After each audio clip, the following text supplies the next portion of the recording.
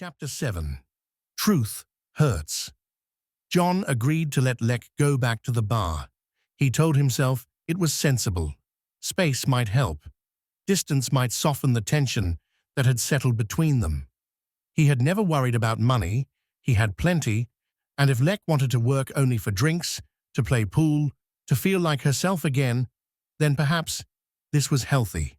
That was the version he repeated to himself. But once Lek left in the evenings, the condo felt empty in a way he couldn't explain. John sat alone, the television on, but unwatched, his thoughts turning dark and restless.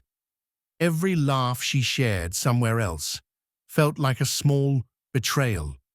Every hour she was gone stretched into something unbearable. After a few nights, he couldn't take it anymore.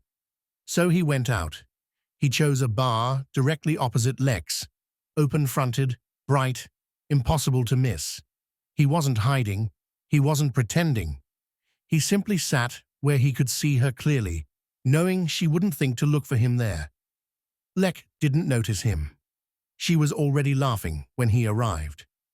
From across the street, John watched her move easily through the bar, smiling, leaning in close, touching arms, brushing shoulders. She looked lighter, younger, more alive than she ever did at home now. John ordered a drink, then another. As the night went on, he saw her sit with a man from Switzerland, about his own age. The man's hand settled on her thigh. Slowly, casually, it moved higher. Lek didn't flinch.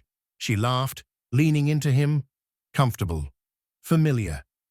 John felt something crack inside his chest. This wasn't the shy girl he had met on his first night in Pattaya. This wasn't the woman who once told him she only worked for drinks. He finished his glass and stood. When he crossed the street and entered Lek's bar, the music faltered slightly as people noticed the change in energy. John was drunk now, angry, shaking, humiliated. His voice cut through the noise. Lek turned. Her face flushed, not with guilt, but with fury, and she exploded. She shouted at him, loud and unrestrained, her words spilling out in front of everyone. She took no responsibility, none at all. Everything she said was his fault. He was too old, too needy, too controlling. He thought money could buy love.